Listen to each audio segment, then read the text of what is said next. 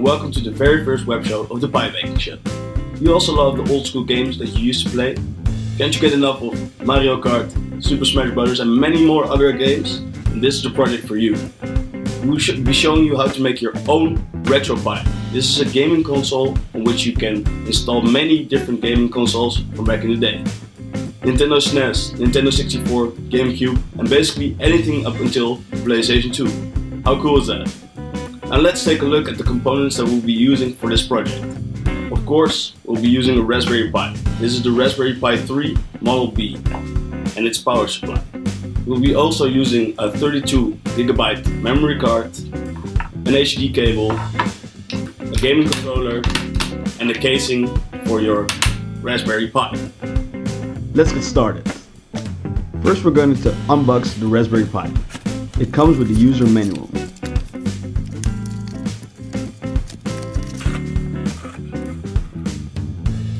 Now we're going to put the Raspberry Pi in the case. In this web show we use a standard casing, but in the future we have more casings available. Open the case carefully so it doesn't get damaged.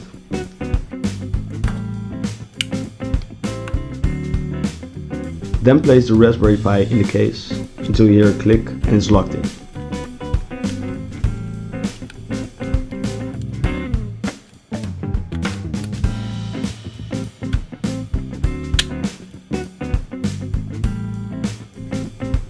As you can see, it won't fall out. Next we're going to place the lid back on the case. Again, we want it to be a click, so the case will also be locked. This case comes with 4 rubber stickers that we can attach to the bottom of the case. This will make sure the unit doesn't slide around.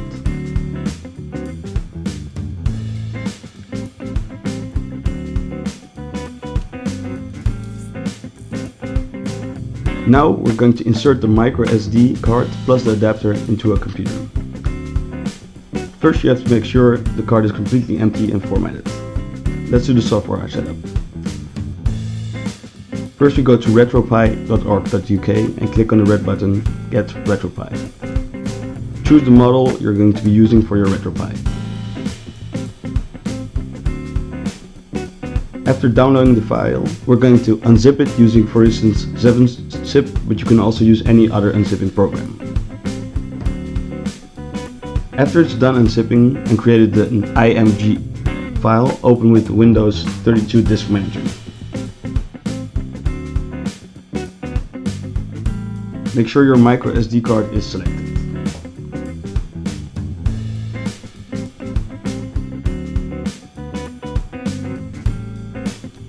Click the folder icon and find this unzipped IMG file.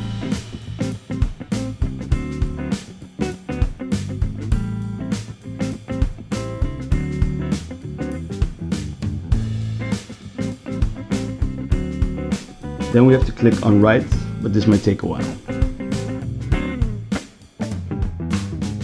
After that's done, make sure to eject your card safely. Now for our final setup.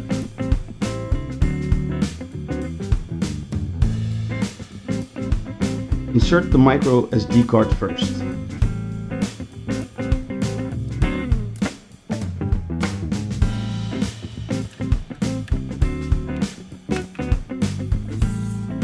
Then we insert the HDMI cable, also connected to a screen.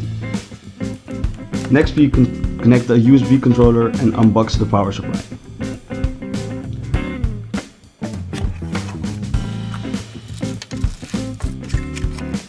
The box we sell contains a British and European style outlet connector. Press the square tab in the middle while sliding it up to remove the British connector. Slide in the European connector until you hear a click. Next we insert the power supply and the Raspberry Pi should boot up automatically. So let's configure the USB controller. The boot up may take a while. Press the buttons corresponding to what you see on the screen.